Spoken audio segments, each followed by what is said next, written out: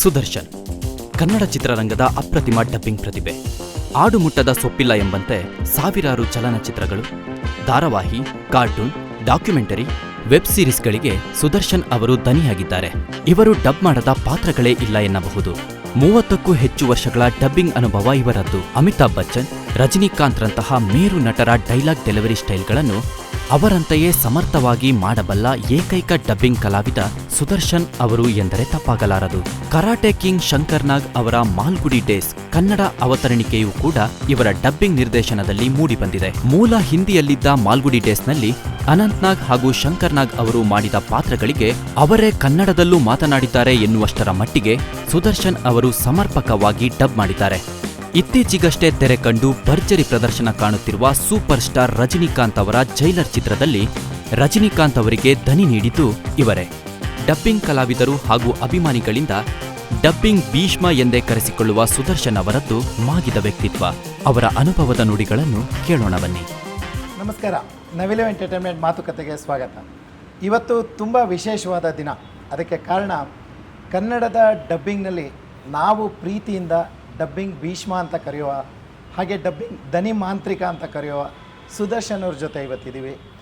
ಸುಮಾರು ದಿನಗಳಿಂದ ಇವರ ಒಂದು ಇಂಟರ್ವ್ಯೂ ಮಾಡಬೇಕು, ಇವರ ಅನುಭವಗಳನ್ನು, ಅನಿಸಿಕೆಗಳನ್ನು ಕೇಳಬೇಕು ಅನ್ನೋದು ನಮ್ಮ ಒಂದು ಬಯಕೆ ಆಗಿತ್ತು. ಹಲವಾರು ಜನ ಯೂಟ್ಯೂಬಲ್ಲಿ ಇದನ್ನು ಕೇಳಿದ್ರಿ ಕೂಡ, ಸುದರ್ಶನ್ ಅವ್ರ ಇಂಟರ್ವ್ಯೂ ಯಾವತ್ತು ಬರುತ್ತೆ ಅಂತ. ಇವತ್ತು ಆ ಕಾಲ ಕೂಡಿ ಬಂದಿದೆ. ಇವತ್ತು ನಾವು ಸುದರ್ಶನ್ ಅವ್ರ ಜೊತೆಗಿದ್ದೀವಿ.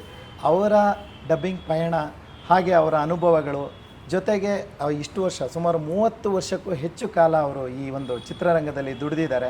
ಅವರ ಒಂದು ಅಪಾರವಾದ ಅನುಭವ ಇವತ್ತು ನಮಗೆ ಕೇಳೋದಕ್ಕೆ ಸಿಗುತ್ತೆ. ಬನ್ನಿ ಅವ್ರ ಜೊತೆ ಮಾತಾಡೋಣ. ನಮಸ್ಕಾರ ಸರ್. ನಮಸ್ಕಾರ ಸರ್. ನಮ್ಮ ಈ ಮಾತುಕತೆಗೆ ಸ್ವಾಗತ. Thank you.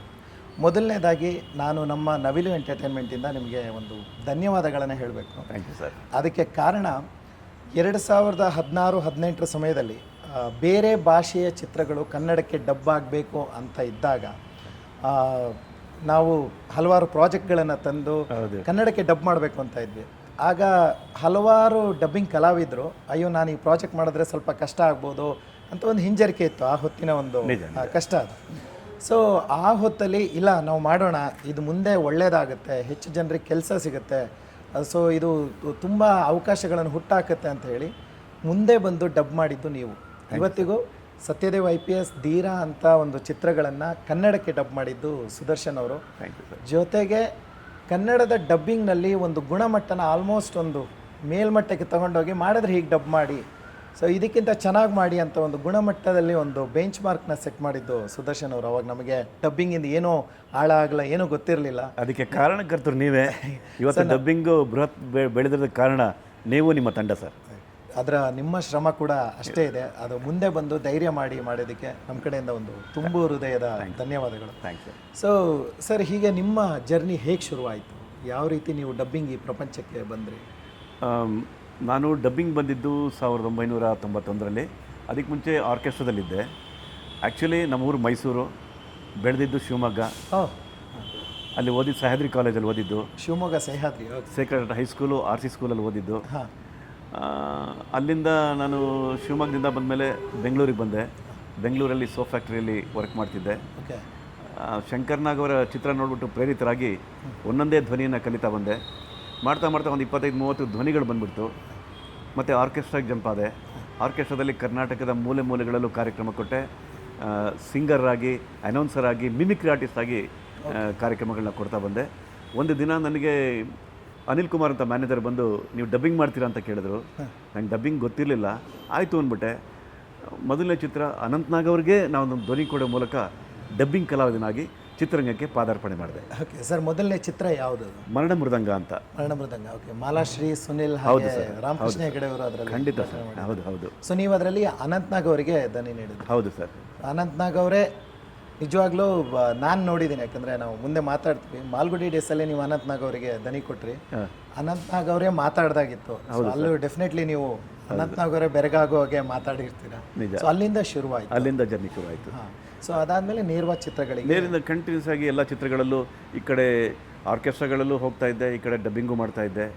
ಸತತವಾಗಿ ಕಾರ್ಯಕ್ರಮಗಳನ್ನು ಕೊಡ್ತಾ ಇದ್ದೆ. ಮತ್ತು ಡಬ್ಬಿಂಗು ರೆಗ್ಯುಲರಾಗಿ ಬರ್ತಾಯಿತ್ತು. ಅಲ್ಲಿಂದ ನಾನು ಮರಣ ಮೃದಂಗ ಸ್ಟಾರ್ಟ್ ಮಾಡಿದ್ಮೇಲೆ ಸೆಕೆಂಡ್ ಫಿಲಮು ಇದು ಹೂವು ಹಣ್ಣು ಅದು ಪೂರ್ಣ ಪ್ರಮಾಣದಲ್ಲಿ ಅಜಯ್ ಗುಂಡೂರಾವ್ ಅವರಿಗೆ ಧ್ವನಿ ಕೊಟ್ಟೆ, ರಾಜೇಂದ್ರ ಸಿಂಗ್ ಬಾಬು ಅವ್ರ ಪಿಕ್ಚರು. ಆಮೇಲೆ ಇದು ಸಾಕಿದ ಗಿಣಿಲಿ ಸಾಯಿ ಕುಮಾರ್ ಅವ್ರಿಗೆ ವಾಯ್ಸ್ ಕೊಟ್ಟೆ, ಓಕೆ ಹೆಂಡತಿ ಕಟ್ಟಿದ ತಾಳಿಲಿ ದಿನೇಶ್ ಅವ್ರಿಗೆ ವಾಯ್ಸ್ ಕೊಟ್ಟೆ. ಓಕೆ ಆಮೇಲೆ ಉಷ್ ಫಿಲ್ಮಲ್ಲಿ ಕುಮಾರ್ ಗೋವಿಂದು, ಹೀಗೆ ಎಲ್ಲ ಅರುಣ್ ಪಾಂಡ್ಯನ್, ನೆಪೋಲಿಯನ್, ವಿನೋದ್ ಆಳ್ವಾ, ಸಾಯಿ ಕುಮಾರ್ ಅವರು, ರಘುವರನ್, ತ್ಯಾಗರಾಜ್, ರಾಧಾರವಿ, ಕೋಟಾ ಶ್ರೀನಿವಾಸರಾವ್, ಸತ್ಯಪ್ರಕಾಶ್, ರಿಯಾಜ್ ಖಾನ್, ಹಜರ್ ಖಾನ್, ಮನ್ಸೂರ್ ಅಲಿ ಖಾನ್, ಕೆ ಭಾಗ್ಯರಾಜ್, ತಿಲಕನ್, ಆಮೇಲೆ ಹಿಂದಿಯ ಶಕ್ತಿ ಕಪೂರ್, ಖಾದರ್ ಖಾನ್, ಪುನೀತ್ ಸಾರ್, ಮಹೇಶ್ ಕುಮಾರ್, ಟೀನು ಆನಂದ್, ಹೀಗೆ ಕನ್ನಡದ ಮತ್ತು ಬೇರೆ ಭಾಷೆಯ ಎಲ್ಲ ಕಲಾವಿದರಿಗೂ ನಾನು ಧ್ವನಿ ಕೊಡೋ ಅವಕಾಶ ನನಗೆ ಸಿಕ್ತು ಸರ್. ನಿಜವಾಗ್ಲೂ ಗ್ರೇಟ್. ನಿಮ್ಮ ಕಂಠದಲ್ಲಿ ಅದೆಷ್ಟು ನಟರ ದನಿಗಳು ಕೂತಿದೆಯೋ ಅನ್ನೋದು ನಮಗೆ ಆಶ್ಚರ್ಯ ಆಗುತ್ತೆ ಸರ್. ಸುಮಾರು ಎಷ್ಟು ಸಿನಿಮಾಗಳಾಗಿರ್ಬೋದು ಇಲ್ಲಿವರೆಗೂ? 3800ಕ್ಕೂ ಮೇಲಾಗಿದೆ. ಮತ್ತು ಇನ್ನೊಂದು ವಿಷಯ ಹೇಳ್ಬೇಕು, ಕೆ ಶಿವರಾಮ್ ಸರ್ಗೂ ನಾನು ವಾಯ್ಸ್ ಕೊಟ್ಟೆ. ಓಕೆ. ಕೆ ಶಿವರಾಮ್ ಅವ್ರಿಗೂ, ಕನ್ನಡದ IAS ಆಫೀಸರ್, ಅವ್ರಿಗೂ ನಾನು ಎಷ್ಟೋ ಚಿತ್ರಗಳಲ್ಲಿ ಧ್ವನಿ ಕೊಟ್ಟಿದ್ದೇನೆ. ಸೊ ಶಿವ್ ಫಿಲ್ಮಲ್ಲಿ ಉಪೇಂದ್ರ ಅವರ ಡೈರೆಕ್ಷನ್ ಸಿನಿಮಾದಲ್ಲಿ ಕುಮಾರ್ ಗೋವಿಂದ್ ಅವ್ರ ವಾಯ್ಸು ನಿಮ್ಮದೇ ಹಾಗೆ? ಹೌದು ಸರ್, ಹೌದು ಸರ್, ಹೌದು. ನಿಜವಾಗ್ಲೂ ಅದೊಂದು ಅಂದರೆ ಈ ವಿಷಯ ನನಗೂ ಗೊತ್ತಿರಲಿಲ್ಲ. ಶಿವ್ ಫಿಲ್ಮಲ್ಲಿ ನಿಮ್ಮದೇ ಹೀರೋ ವಾಯ್ಸ್. ಹೌದು ಸರ್, ಹೌದು. Okay, that's great sir. ಅದಾಗಿ ಅಂದರೆ ಜರ್ನಿ ಅಲ್ಲಿಂದ ಶುರುವಾಗಿ ಆಲ್ಮೋಸ್ಟ್ 3800 ಸಿನಿಮಾಗಳು, ಆಮೇಲೆ ಧಾರಾವಾಹಿಗಳಲ್ಲೂ ನೀವು ಧಾರಾವಾಹಿಗಳು, ಡಾಕ್ಯುಮೆಂಟರೀಸ್ಗಳು, ಜಾಹೀರಾತುಗಳು ಸುಮಾರು 18-20 ಸಾವಿರ ಆಗಿದೆ. ತಿಂಗಳಿಗೆ ಒಂದು 10 ಮಾಡ್ತಾನೆ ಇರ್ತೀವಿ ರೆಗ್ಯುಲರ್ ಆಗಿ. 18-20 ಸಾವಿರ ಜಾಹೀರಾತು. ಸೊ ಅದಾದಮೇಲೆ ಡಬ್ಬಿಂಗ್ ಚಿತ್ರಗಳಲ್ಲೂ ಕೂಡ ನೀವು ಡಬ್ಬಿಂಗ್ ಚಿತ್ರಗಳು, ಕಾರ್ಟೂನ್ ಫಿಲಮ್ಸ್ಗಳು, ಈ ಥರ ಎಲ್ಲ ಮಾಡ್ಕೊಂಡೆ. ಸೊ ರೀಸೆಂಟಾಗಿ ನಮಗೆ ಅಂದರೆ ಮರಣ ಮೃದಂಗದಿಂದ ಶುರುವಾಗಿ ಇತ್ತೀಚೆಗೆ ಜೈಲರ್ ಸಿನಿಮಾ ರಜನಿಕಾಂತ್ ಅವರಿಗೆ ನೀವು ಕೊಟ್ಟಿದ್ರಿ. ಸಿನಿಮಾ ನೋಡಿದೆ, ತುಂಬ ಚೆನ್ನಾಗಿ ಡಬ್ ಮಾಡಿದ್ದೀರಾ. ರಜನಿಕಾಂತ್ ಅವರೇ ಕನ್ನಡದಲ್ಲಿ ಮಾತಾಡಿದ್ದಾರೆ ಅನ್ನೋದು ರೀತಿ ನಮಗೆ ಕೇಳಿ ಬಂತು. ಸ್ಪೆಷಲಿ ರಜನಿ ಅವರ ಸ್ಟೈಲ್ ಇದೆಯಲ್ಲ, ಮಾತಾಡೋ ಸ್ಟೈಲು ಅಥವಾ ನಗೋ ಶೈಲಿ, ಪ್ರತಿಯೊಂದನ್ನು ನಾವು ರಜನಿಯವರೇ ಕನ್ನಡ ಮಾತಾಡ್ತಿದ್ದಾರೆ ಅನ್ನೋ ರೀತಿಯಲ್ಲಿ ಇತ್ತು ಸರ್. ನೀವು ಅದರ ಎಕ್ಸ್ಪೀರಿಯನ್ಸನ್ನು ಹಂಚ್ಕೊಳ್ಳೋದಾದರೆ ಜೈಲರ್ ಫಿಲ್ಮ್ ಜೈಲರ್ ಫಿಲ್ಮ್ಗೆ ಇದು ಒಂದು ವಾಯ್ಸ್ ಸ್ಯಾಂಪಲ್ ಕೊಡಿ ಅಂತ ಹೇಳಿದರು. ಒಂದು ಚಿಕ್ಕ ವೀಡಿಯೋ ಕಳಿಸಿದ್ರು. ನಮ್ಮ ಸ್ಟುಡಿಯೋಲಿ ನಾನು ಮಾಡಿ ಕಳಿಸ್ದೆ. ಅದು ಪ್ರಶಾಂತ್ ಅವರು, ಅವ್ರ ಅಶೋಕನ್ ಅವರಿಗೆಲ್ಲ ತೋರಿಸಿದ್ದಾರೆ, ಡೈರೆಕ್ಟ್ರಿಗೆಲ್ಲ ತೋರಿಸಿದ್ದಾರೆ. ಓಕೆ ಆಯಿತು. ಚೆನ್ನೈಗೆ ಕರೆಸಿದ್ರು, ಡಬ್ಬಿಂಗ್ ಮಾಡಿಕೊಂಡು ಬಂದೆ. ಇಷ್ಟೊಂದು ಭರ್ಜರಿ ಯಶಸ್ಸಾಗುತ್ತೆ ಅಂತ ನಾನು ಅಂದ್ಕೊಂಡಿಲ್ಲ ಸರ್. ನಾನು ಆಗಲೇ ಹೇಳಿದ್ನಲ್ಲ, ಡಬ್ಬಿಂಗು ಇಷ್ಟು ಪ್ರವರ್ಧಮಾನಕ್ಕೆ, ಇಷ್ಟು ಮಿಂಚಕ್ಕೆ, ಇಷ್ಟು ಬ್ಯುಸಿಯಾಗಿ ಎಲ್ಲ ಥಿಯೇಟರ್ಗಳಲ್ಲೂ ಸತತವಾಗಿ ಓಡ್ತಿರೋದಕ್ಕೆ ನಿಮ್ಮ ಎಫರ್ಟ್ ತುಂಬ ಇದೆ ಸರ್. ಇಲ್ಲ ಸರ್, ಎಲ್ಲ team effort. So sir, Rajini ಅವರಿಗೆ ನೀವು ಇದಕ್ಕಿಂತ ಮುಂಚೆ ಬೇರ್ ಗ್ರಿಲ್ಸಲ್ಲೂ ಡಿಸ್ಕವರಿಲಿ ಕೊಟ್ಟಿದ್ದೀನಿ ಸರ್. Discovery Bear Grylls season. ಹೌದು ಸರ್, ಅವರ ಒಂದು ವಾಯ್ಸ್, ನಗೋ ಶೈಲಿ ಮತ್ತು ಅವ್ರ ವಾಯ್ಸ್ನ ನೀವು ಹೇಗೆ ಕ್ಯಾಪ್ಚರ್ ಮಾಡಿ ಮಿಮಿಕ್ ಮಾಡ್ತೀರಾ ಅಂತ ತೋರಿಸ್ಕೊಳ್ಬೋದಾ? ಇಲ್ಲಿ ನೋಡಿ, ಇದೊಂದು ಕಾಡು, ದಟ್ಟವಾದ ಕಾಡು. ಇಲ್ಲಿ ಹುಲಿ ಹೆಜ್ಜೆ ಗುರುತು ಕಾಣ್ತಾ ಇದೆ. ಇಲ್ಲಿ ಸಖತ್ ಡೇಂಜರ್ಸ್ ಕಾಡಿದು. ಇಲ್ಲಿಂದ ಬಂದು ಹೋಗೋಕ್ಕೆ ನನಗೆ ತುಂಬ ಭಯ ಆಗ್ತಿದೆ. ಆಮೇಲೆ ಜೀಪಲ್ಲಿ ಕೆಟ್ಟಿರೋದ್ರಿಂದ ನನಗೆ ಕೈ ಕಾಲು ನಡುಗ್ತಾ ಇದೆ. ನನ್ನ ಸ್ಥಿತಿ ಹೇಗಿರ್ಬೋದು ಅಂತ ನೀವೇ ಯೋಚನೆ ಮಾಡಿ. Very nice. ರಜನಿಯವ್ರ ನಕ್ಕಾಗೆ ಇರುತ್ತೆ ಸರ್. ಹೇಗೆ ಸರ್ ಇದನ್ನು ಹೇಗೆ ಸಾಧ್ಯ ಮಾಡ್ಕೊತೀರಾ? ಅಂದರೆ ಅವರ ಶೈಲಿನ ಯಾವುದೇ ರಜನಿ ಅವರಾಗಲಿ ಅಥವಾ ನೀವು ಬೇರೆ ಯಾವುದೇ ನಟರದ್ದಾದರೂ ಹೌದು ಸರ್, ನೀವು ತುಂಬ ಸುಲಭವಾಗಿ ಮಾಡ್ತೀರಾ. ಸೊ ಅದನ್ನು ಹೇಗೆ ಅದು ಅದೇ ದೇವ್ರ ಆಶೀರ್ವಾದ ಅನಿಸುತ್ತೆ ಸರ್. ನನಗೆ ಏನು ಗೊತ್ತಾ, ಒಬ್ಬರು ಫೇಸ್ ನೋಡಿದ್ರೆ, ಅವರು ವಾಯ್ಸ್ ನೋಡಿದ್ರೆ ಹಾಗೆ ಹೋಗೋ ಒಂದು ಕಲೆ ನನಗಿದೆ ಸರ್. ಅದೇ ಥರ ಮ್ಯಾಚ್ ಮಾಡ್ಕೊಂಡು ಹೋಗೋ ಥರ. ಸೊ ನೀವು ಆರ್ಕೆಸ್ಟ್ರಾ ದಿನಗಳಲ್ಲಿ ಮಿಮಿಕ್ರಿ ಮಾಡ್ತಾ ಇದ್ದಿದ್ದು ಅಥವಾ ಹಾಡ್ತಾ ಇದ್ದಿದ್ದು ಅದೆಲ್ಲದೂ ನಿಮಗೆ ಇಲ್ಲಿ ಆಯಿತು ಸರ್, ಆಯಿತು ಸರ್, ಆಯಿತು. ಸೊ ಅದರ ಜೊತೆಗೆ ಸರ್, ನಾನು ನೋಡಿದ್ದು ಸೈರಾ ಸಿನಿಮಾದಲ್ಲಿ ನೀವು ಅಮಿತಾಬ್ ಅವರಿಗೆ. ಹೌದು. ಸೊ ಮತ್ತೊಬ್ಬ ಸೂಪರ್ ಸ್ಟಾರ್ ಇಂಡಿಯಾದಲ್ಲಿ ಸುಮಾರು ಸಿನಿಮಾ ಕೊಟ್ಟು ಮತ್ತು ಆ್ಯಡ್ಗಳಿಗೂ ಸುಮಾರು ಕೊಟ್ಟಿದ್ದೀನಿ. ಆ್ಯಡಲ್ಲಿ. ಸೊ ಸೈರಾ ಅವ್ರದ್ದು ಅಷ್ಟೇ, ಅವರ ಶೈಲಿನೂ ಅಷ್ಟೇ. ನೀವು ಆಲ್ಮೋಸ್ಟ್ ಅಮಿತಾಬ್ ಅವರೇ ಕನ್ನಡ ಕಲ್ತು ಮಾತಾಡಿದ್ರೆ ಹೇಗಿರುತ್ತೋ ಹಾಗೆ. ಸೊ ಅವರ ಶೈಲಿನ ಹೇಗೆ ಸರ್ ನೀವು? ಅದು ಒಂದು ಅವರು ಹೀಗೆ ಇಟ್ಕೊಳ್ತಾರೆ ಸರ್. ಅದೊಂದು ಟೆಕ್ನಿಕ್ ಇದೆ ಸರ್. ಧೂಪ ಹಚ್ಚಿ ಹವನ ಮಾಡಿ ಪ್ರತಿದಿನ ಹೇಳಿ ಓಂ ಶಾಂತಿ, ಓಂ ಶಾಂತಿ. ನಾನು ಏನು ಹೇಳ್ತೀನಿ ಅಂತ ನಿಮಗೆ ಗೊತ್ತಾಗಬೇಕು. ಇದರಿಂದ ನಮಗೆ ಒಂಥರ ಸಂತೋಷ ಆಗುತ್ತೆ. ನಾವು ಈ ಥರ ಹೀಗೆ ಮಾತಾಡ್ಕೊಂಡಾಗ ಅದು ಮಾಡ್ಬಿಡುತ್ತೆ ಸರ್. ಸ್ಟೈಲು ಆಗತ್ತು ಹೀಗೆ ಮಾತಾಡೋದು. ಸೊ ಬೇಸಿಕಲಿ ಅವರು ಯಾವ ಸ್ಟೈಲು, ಅವರ ಯಾವ ಲ್ಯಾಂಡಿಂಗು ಅಥವಾ ವಾಯ್ಸ್, ಪ್ರತಿ ಪದಗಳನ್ನು ಹೇಗೆ ಉಚ್ಚಾರ ಮಾಡ್ತಾರೆ, ಸೊ ಅವುಗಳ ಸ್ಕಿಲ್ಲು ಹೋಗ್ತಾರಲ್ವ, ನನಗನ್ಸುತ್ತೆ ಓಕೆ ಹೀಗೆ ಮಾಡಬೇಕು, ಇದೆಲ್ಲ ಫಾಲೋ ಮಾಡ್ಬೇಕು ಸರ್. ಆವಾಗೇನಾಗುತ್ತೆ. That's great sir. ಸರ್, ಮತ್ತೆ ನನಗೆ ಇನಿಷಿಯಲ್ ಡೇಸ್ ಡಬ್ಬಿಂಗ್ ಶುರುವಾದಾಗ ನೀವು ಸತ್ಯದೇವ್ IPS ಆರಂಭಂ ಚಿತ್ರಗಳಿಗೆ ಕೊಟ್ಟರೆ, ಸೊ ಅದು ಎಷ್ಟರ ಮಟ್ಟಿಗೆ ಚಾಲೆಂಜ್ ಅನ್ನಿಸ್ತು ನಿಮಗೆ? ಯಾಕಂದರೆ ಅಲ್ಲಿವರೆಗೂ ನೇರವಾದ ಚಿತ್ರಗಳಿಗೆ ನೀವು ಖಂಡಿತ ಕೊಡ್ತಾ ಇದ್ರಿ. ಸೊ ಸತ್ಯದೇವ್ IPS ಮತ್ತು ಧೀರ ಅದು ಹೇಗೆ ಚಾಲೆಂಜಿಂಗ್ ಅನ್ನಿಸ್ತು? ಮತ್ತು ನೀವು ಅಜಿತ್ ಅವರಿಗೂ ಕೂಡ ಅದರಲ್ಲಿ ವಾಯ್ಸ್ ಕೊಟ್ಟಿದ್ರಿ. ಹೌದು ಸರ್. ಸೊ ಅದರ ಒಂದು ಅನುಭವಗಳನ್ನು ನಮ್ಮ ಜೊತೆ ಹಂಚ್ಕೊಳ್ಳೋದಾದ್ರೆ, ಅದು ಫಸ್ಟ್ ಫಿಲ್ಮು ಡಬ್ಬಿಂಗ್ ಮಾಡೋಕ್ಕೆ ಅವಕಾಶ ಮಾಡಿಕೊಟ್ರಲ್ವ, ಅವಾಗ ಎಲ್ಲ ನಾನು ಫಸ್ಟ್ ಕೂತ್ಕೊಂಡು ಫಿಲಮನ್ನು ನೋಡಿದೆ ಸರ್. ಇಂತಿಂಥವ್ರಿಗೆ ವಾಯ್ಸ್ ಕೊಟ್ಟರೆ ಓಕೆನಾ ಅಂದ್ಬಿಟ್ಟು ಆರ್ಟಿಸ್ಟ್ನ ಕರೆದ್ಬಿಟ್ಟು ವಾಯ್ಸ್ನ ಚೆಕ್ ಮಾಡಿದೆ ಸರ್. ಚೆಕ್ ಮಾಡಿಬಿಟ್ಟು ಫಸ್ಟ್ ಬ್ಲಾಕ್ ಸ್ಟುಡಿಯೋನಲ್ಲಿ ಎಲ್ಲ ಆರ್ಟಿಸ್ಟ್ಗಳನ್ನ ಕರೆಸಿ ಡಬ್ ಮಾಡಿಸಿದೆ. ತಾವೇ ನೋಡಿದ್ದೀರಿ. ಅಜಿತಿಗೆ ನಾನು ವಾಯ್ಸ್ ಕೊಟ್ಟಿದ್ದೆ ಅದರಲ್ಲಿ, ಮತ್ತು ಇನ್ನೊಂದು ಕಾಮಿಡಿ ಆರ್ಟಿಸ್ಟ್ಗೂ ಕೊಟ್ಟಿದ್ದೆ. ಒಳ್ಳೊಳ್ಳೆ ಕಲಾವಿದರನ್ನ ಯೂಸ್ ಮಾಡಿದ್ದೆ ಅದರಲ್ಲಿ. ಮತ್ತು ಸೆಕೆಂಡ್ ಫಿಲಮ್ ಧೀರಾದಲ್ಲೂ ಅಷ್ಟೇ ಇದೇ ಥರ ತಮಗೆ ಗೊತ್ತು ಕ್ವಾಲಿಟಿ ಎಷ್ಟು ಚೆನ್ನಾಗಿತ್ತು ಅಂತ. ಹೌದು. ಸೊ ನಿಜವಾಗ್ಲೂ ನನಗೆ ಅಂದರೆ ನಾವು ಬೇರೆ ಊರುಗಳಲ್ಲಿ ಚೆನ್ನೈ ಅಥವಾ ಹೈದರಾಬಾದಲ್ಲಿ ಬೇರೆ ಬೇರೆಯವ್ರ ಜೊತೆ ಮಾತಾಡುವಾಗ ಸೊ ಅವ್ರು ಹೇಳೋದೇನು ಅಂದರೆ ತಮಿಳ್ ಅಥವಾ ತೆಲುಗಲ್ಲಿ ಸುಮಾರು 20-25 ವರ್ಷದಿಂದ ಡಬ್ಬಿಂಗ್ ಇದೆ, ಅಥವಾ ಆಲ್ಮೋಸ್ಟ್ ಬಿಗಿನಿಂಗಿಂದನೂ ಇದೆ. ನಿಜ ಸರ್. ಅಲ್ಲಿ ಒಂದು ಕ್ವಾಲಿಟಿ, ಡಬ್ಬಿಂಗ್ ಕ್ವಾಲಿಟಿ ಒಂದು ಲೆವೆಲಲ್ಲಿ ಇದೆ. ಅಂದರೆ ಅವ್ರು ಹಾಲಿವುಡ್ ಸಿನಿಮಾಗಳನ್ನಾಗಲಿ ಅಥವಾ ಬೇರೆ ಭಾಷೆಯ ಸಿನಿಮಾಗಳನ್ನು ಅವ್ರ ಭಾಷೆಗೆ ತರಬೇಕಾದ್ರೆ ಒಂದು ಸ್ಟ್ಯಾಂಡರ್ಡ್ ಬಂದೋಗ್ಬಿಟ್ಟಿದೆ. ಹೌದು ಸರ್. ಬಟ್ ಕನ್ನಡದ್ದು ಆದಷ್ಟು ಬೇಗ ಕ್ಯಾಚಪ್ ಆಗಿದೆ ಅಂತ ಅವ್ರು ಹೇಳ್ತಾರೆ. ಅಂದರೆ ಇಷ್ಟು ಬೇಗ ಇಷ್ಟು ಒಳ್ಳೆ ಗುಣಮಟ್ಟ ಬರುತ್ತೆ ಅಂತ ನಾವು ಅಂದ್ಕೊಂಡಿರಲಿಲ್ಲ. ನಿಜ ನಿಜ. ಸೊ ಅದಕ್ಕೆ ನಾನು ಯಾವಾಗಲೂ ಅವ್ರಿಗೆ ಹೇಳ್ತಾ ಇರ್ತೀನಿ, ಅದಕ್ಕೆ ಕಾರಣ ನಾವು ಫೌಂಡೇಶನ್ ಅಂದರೆ ಮೊದಲನೇ ಸಿನಿಮಾ ಒಂದು ಬೆಂಚ್ ಮಾರ್ಕ್ ಕೊಟ್ಟು ಸೊ ಅದಾದ್ಮೇಲೆ ಪ್ರತಿಯೊಬ್ಬರು ಇಲ್ಲ ಅದಕ್ಕಿಂತ ಚೆನ್ನಾಗಿ ಮಾಡಬೇಕು, ಅದಕ್ಕಿಂತ ಚೆನ್ನಾಗಿ ಮಾಡಬೇಕು ಅಂತ ಬಂದರು. ದಿನೇ ದಿನೇ ಒಳ್ಳೆ ಕ್ವಾಲಿಟಿ ಬರ್ತಾ ಇದೆ ಸರ್. ಕನ್ನಡ ಡಬ್ಬಿಂಗ್ ಆರ್ಟಿಸ್ಟ್ಗಳು ಪ್ರತಿಭಾವಂತರು. ಇಲ್ಲಿ ಎಲ್ಲ ಭಾಷೆಗಳು, ಬೆಂಗಳೂರಲ್ಲಿರುವಂಥ ಜನಗಳಿಗೆ ಎಲ್ಲ ಭಾಷೆ ಗೊತ್ತಿರೋದ್ರಿಂದ, ಡಬ್ಬಿಂಗ್ ಆರ್ಟಿಸ್ಟ್ಗಳಿಗೆ ಸುಮಾರು ಜನಕ್ಕೆ ಗೊತ್ತಿರೋದ್ರಿಂದ ಆ ಕ್ವಾಲಿಟಿ ಮೇಂಟೈನ್ ಮಾಡ್ತಾ ಇದ್ದಾರೆ. ಚೆನ್ನಾಗಿ ಬರ್ತಿದೆ. ಅದಕ್ಕೆ ಕಾರಣ ವಿಕ್ರಮು, ಕಮಲಾಸನ್ ವಿಕ್ರಮು, ಜೈಲರು, ಆಮೇಲೆ ಪೊನ್ನಿಯಿನ್ ಸೆಲ್ವನ್, ಈ ಥರ ಸುಮಾರು ಫಿಲಮ್ಗಳು ಬಂತಲ್ಲ ಸರ್ ಸಾಲಿಗೆ. ಆಮೇಲೆ ಆದಿಪುರುಷ ಬಂತು, RRR ಬಂತು, ಪುಷ್ಪ ಬಂತು. ಹೀಗೆಲ್ಲ ಒಂದು ಲೆವೆಲ್ಗೆ ಒಳ್ಳೆ ಡಬ್ಬಿಂಗ್ ಕ್ವಾಲಿಟಿ ತುಂಬ ಚೆನ್ನಾಗಿದೆ ಸರ್. ಸೊ ಅದು ಇಂಪ್ರೂವ್ ಆಗ್ತಾ ಇದೆ. ಹೌದು ಸರ್, ಇನ್ನೊಂದು ನಾವು ತುಂಬ ಲೆಜೆಂಡ್ರಿ ಪ್ರಾಜೆಕ್ಟ್ ಅಂದರೆ ಮಾಲ್ಗುಡಿ ಡೇಸ್ ಮಾಡಿದ್ವಿ. ನಿಜ ಸರ್. ಸೊ ನಾವು ಮಾಲ್ಗುಡಿ ಡೇಸ್ನ ಕನ್ನಡಕ್ಕೆ ತರಬೇಕು ಅನ್ನೋ ಒಂದು ಓಡಾಟ ನಡೀತಿತ್ತು. ಅದಕ್ಕೆ ಸೂಕ್ತ ವ್ಯಕ್ತಿ ಯಾರು ಅಂತ ನೋಡಿದಾಗ ನನಗೆ ಬೇರೆ ಮಾತೇ ಇರಲಿಲ್ಲ. ಸೊ ನಿಮ್ಮ ಜೊತೆ ಬಂದು ಮಾತಾಡಿದಾಗ ನೀವು ಮಾಡಿದ್ರಿ. ಅದರಲ್ಲಿ ನೀವು ಅನಂತ್ ನಾಗ್ ಅವರಿಗೆ ದನಿ ಕೊಟ್ಟಿದ್ದು ಅಥವಾ ಬೇರೆ ಬೇರೆ ಪಾತ್ರಗಳ ಜೊತೆ ಶಂಕರ್ ನಾಗ್ ಮತ್ತು ಅನಂತ್ ನಾಗ್ ಅವರಿಗೆ ಶ್ರೀನಿವಾಸ್ ಪ್ರಭು, ಮಂದೀಪ್ ರಾಯ್ ನಾನು ಸುಮಾರು ಜನ ಕರೆಸ್ದೆ ಸರ್. ಆ ವಾಯ್ಸ್ ಇಮಿಟೇಟ್ ಮಾಡಿದ್ರೆ ಕನ್ನಡಿಗರಿಗೆ ಗೊತ್ತಾಗ್ಬಿಡುತ್ತೆ ಇದು ಚೇಂಜ್ ಆಗಿದೆ ಅಂತ ಅನ್ಕೋಬಾರ್ದಲ್ವ ಸರ್. ಅದಕ್ಕೆ ಅದೇ ಥರ ಕರೆಸ್ದೆ. ಆಮೇಲೆ ನಮ್ಮ ಗಿರೀಶ್ ವೈದ್ಯನಾಥ್ ಅವರು ಇವ್ರಿಗೆ ಕೊಟ್ಟಿದ್ದಾರೆ ನೋಡಿ, ಗಿರೀಶ್ ಕಾರ್ನಾಡ್ ಅವರಿಗೆ. ಸೇಮ್ ಅದೇ ಥರ ಇದೆ. ಆಮೇಲೆ ಪುನೀತ್ ಅವ್ರಿಗೆ ಕೆಲವು ಧ್ವನಿ ಕೊಟ್ಟಿದ್ದಾರೆ, ಸೇಮ್ ಅದೇ ಥರ ಬಂದಿದೆ. ಶೀಬಾ, ಆಶಾ, ಚಂದ್ರಕಾಂತ್ ಇವರೆಲ್ಲ ತುಂಬ ಚೆನ್ನಾಗಿ ಮ್ಯಾಚ್ ಮಾಡಿದ್ದಾರೆ ಕೆಲವರು ಕ್ಯಾರೆಕ್ಟರ್ಗಳನ್ನ.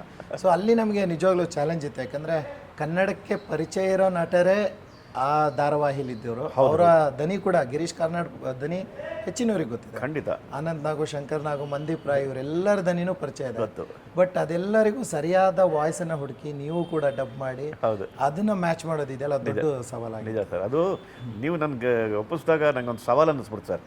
ಅಂತ ಲೆಜೆಂಡ್ ಶಂಕರ್ ನಾಗ್ ಅವ್ರು ಮಾಡೋದು ಕ್ಲಿಕ್ ಆದಾಗ ಕನ್ನಡದಲ್ಲಿ ಸ್ವಲ್ಪನಾದರೂ ಅದಕ್ಕೆ ನ್ಯಾಯ ಕೊಡೋಣ ಅಂದ್ಬಿಟ್ಟು ಪ್ರಯತ್ನ ಪಟ್ಟಿ ಸರ್. ಅದಕ್ಕೆ ಪ್ರತಿಫಲ ಸಿಕ್ಕಿದೆ ಅನ್ಸುತ್ತೆ. ಖಂಡಿತ.